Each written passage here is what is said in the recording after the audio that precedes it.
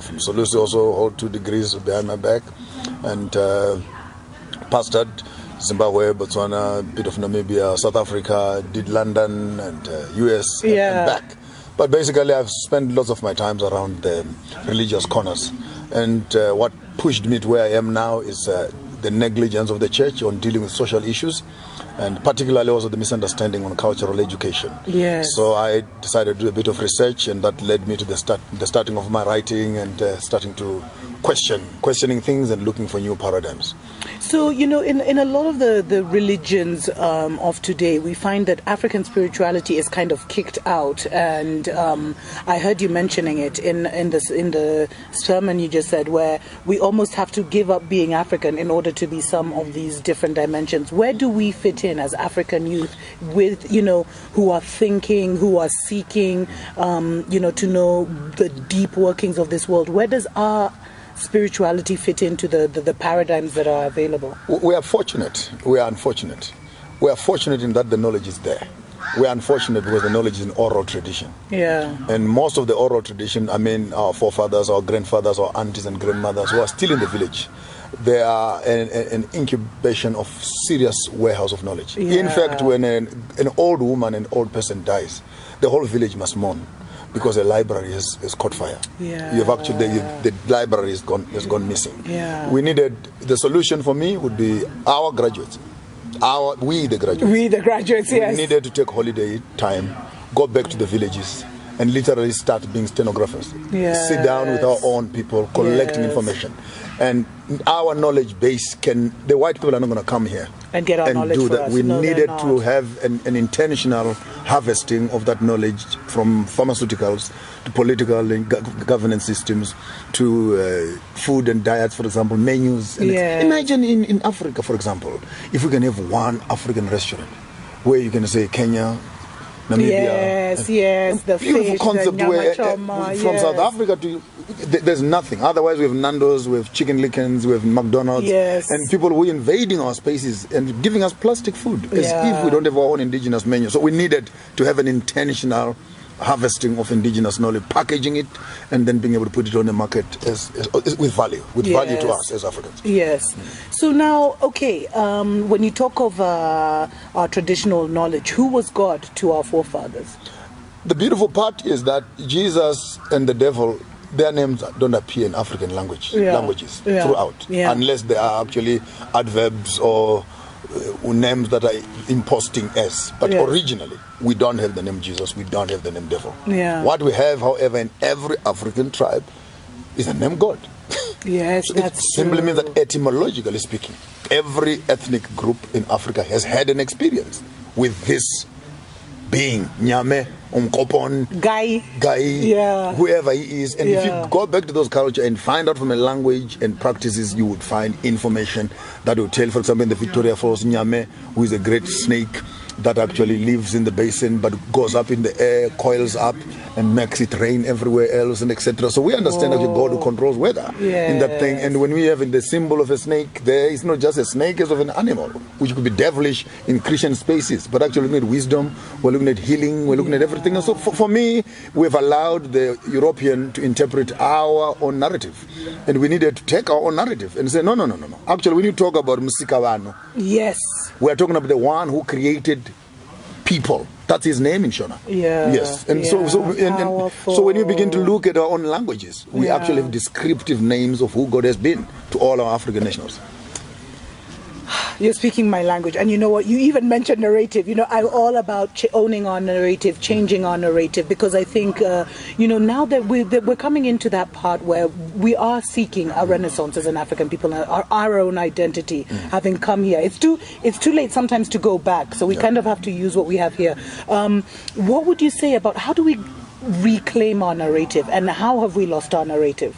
I think the beautiful part is, look at what is happening right now. I know. You know, who thought 10, 15 years ago that actually black children would have access to a camera and a microphone and begin to speak and share information at that level. So I don't want to undermine social media in as much as there is mainstream media, which is of course controlled and governed by the funders and etc. But I'm glad that our children are waking up to discover that not all truth is there. That most of it is propaganda, however. So firstly is to correct our thinking.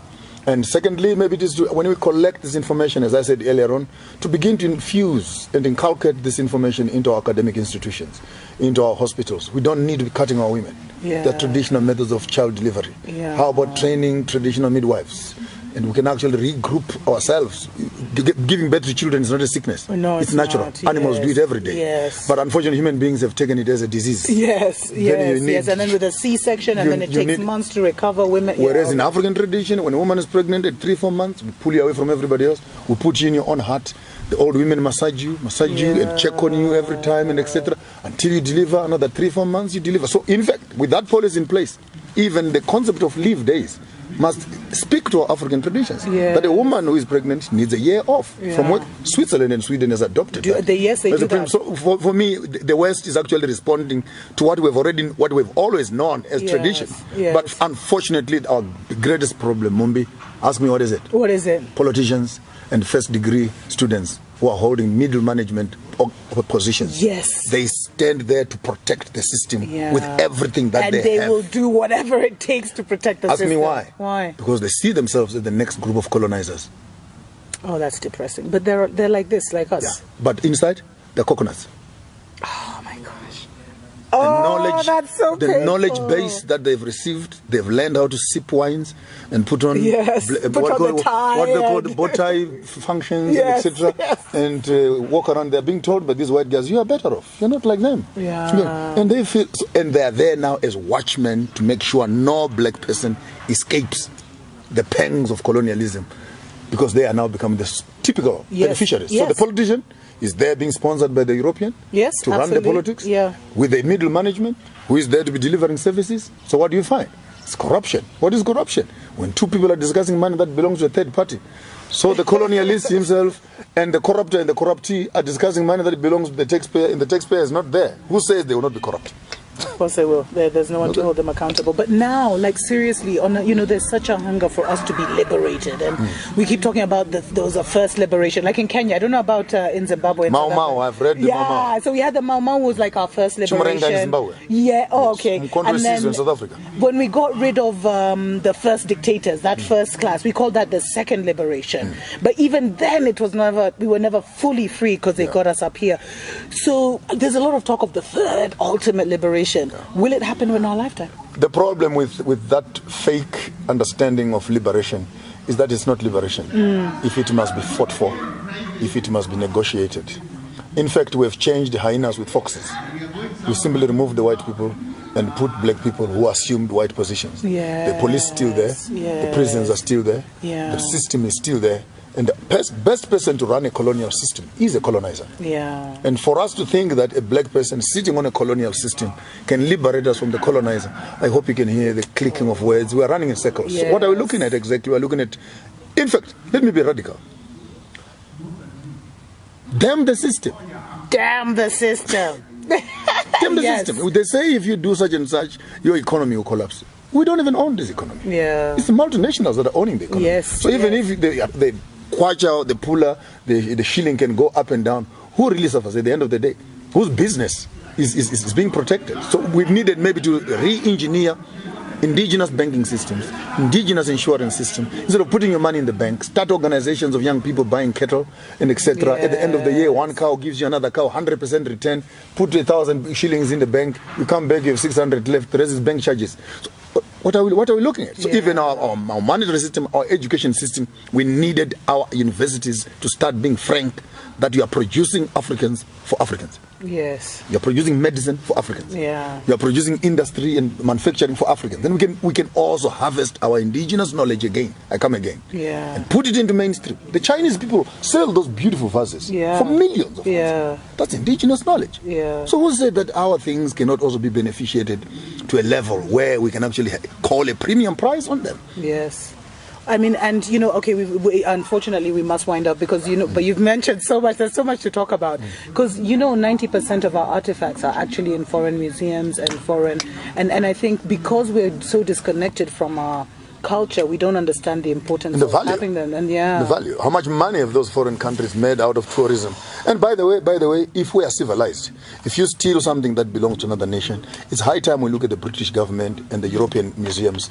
Please just return those artifacts. Yes. To the and we don't want the artifacts only, plus a percentage of the money that you collected over these years. That's reparation. Yes. That's reparation. Yes. So yeah, we need this in the justice system, that whoever took our artifacts and they've benefited from them, it's not right. Must have to get them back. So now what happens to that? What happens to that level? How do we shift that level that is holding back the total liberation of our people, those gatekeepers? The gatekeepers, there are two ways of going about it. Education is one way. But I fear to announce that if the person in power now does not take the clarion call, which we are giving them now, there will be no way until the poor people, the lower class people, finally take the law unto themselves. Oh yes, and that time is coming. They will be swept away. I want to tell you the truth. Look at what happened to Roshia Shescu's. Look at what has happened all civilizations that don't listen to the people. Yeah. It's a matter of time. Yes. Yeah. Even apartheid. Yes. Even the whites, when they were in Kenya here, they never thought that their party would stop. No. But the day it stopped, we don't want to know how it happened. We don't know how many people were chopped off and etc. Yes. But we are still in the space of conversation. So we're saying, if you're a political leader, if you're an economist, please start looking at the poverty of your people and start finding solutions that directly impact the changes. And if you don't, the poor people will finally win. They always win. They always win. Where can people find you? Where can people find you? If you find her, you have found me. She has become my new friend in Kenya here. Friends, And I think we will be able to do anything in the northern and eastern Africa here. Yes, absolutely. Mumbi will represent us. I'm down south in South Africa. Yeah. But my social media handles are all working, from Twitter to Instagram I'll list them to Facebook. all in the description. Yes. And these books, where can people find them? They're in South Africa. Okay. Get them on Amazon. I've not yet. Again, these are white spaces. Yeah. We are still trying to. I've applied and lots of. Yeah, it's very papers to fill in. complicated. Yeah. But they're not going to stop us. They're available. Yes. So they can inbox us. I'll send a box to you. Yes. Then those who can write you directly, or they can write to South Africa, my office can actually distribute them. So what is maybe you can just tell us briefly what each one is Women about. in the kitchen, women in positions of power. There's no way a woman can be cooking in the kitchen and she fails to cook a relationship. How often do you clean up your dustbin? And why is it that you find it difficult to clean up your own life? This book is a practical guide. As you are cooking in the kitchen and baking, how long do you also bake relationships? From your husband to your wife to your children and your grandmothers. Wow. But it's a practical guide, literal, of having a conversation in the kitchen. Ultimately, you write an epitaph for yourself. Whoa. Shopping skills is a guide for young people who go shopping. When you go shopping, what must you do? Don't eat on the shelf. That's sex before marriage. If you break it, consider it yours. Yes. That's accountability. Yes. You have enough stock. Don't show. Don't display what you're not selling, fashion and etc. So it's quite an interactive. Don't display what you're not selling. Yeah. This one is nice, and always insist on quality. Yes. And issues of milk and etc. We buy last when we are leaving the shop. But a guide for young people in the shops. And this one, so you want to be the master, the 6 people you find in your life, the Good Samaritan story, the thief, the murderer, the religious person. How do you respond to life when you find people lying on the side of the road, and you running a breakdown service on the highway of life? That's you. Going places in the spirit. This was my bridge between my experience as I was traveling between Christianity and finding cultural roots. So I started asking questions here. Is Christianity working? Are we not worshipping a white man instead of worshipping God? What is the difference between Eurocentric religion and African spirituality? This is actually a handbook. I would suggest you really need to stop going to church for about 3-4 months and go through this book. Otherwise, it will confuse you. You might end up beating up your own pastor. But I love it. Oh my gosh, this is speaking to my heart. This is absolutely amazing. All the descriptions are behind. Please go ahead and follow him on Facebook. You can find him on. We'll put everything below. We'll also put where you can get the books. Unfortunately, it's too soon when I'm coming to the US. Otherwise, I would have come with some. But we will definitely organize the next time we're in the US. We'll let you know when our brother Joshua is in the US. He does travel there a lot, because I'm telling you, a lot of you guys have been saying that, where are the African thinkers? Where are the African revolutionaries? We are here. We're back. We're on ancestral time. Amazing things are happening. Thank you so much. Thank you so much. Thank you so much. up, wake up, wake up.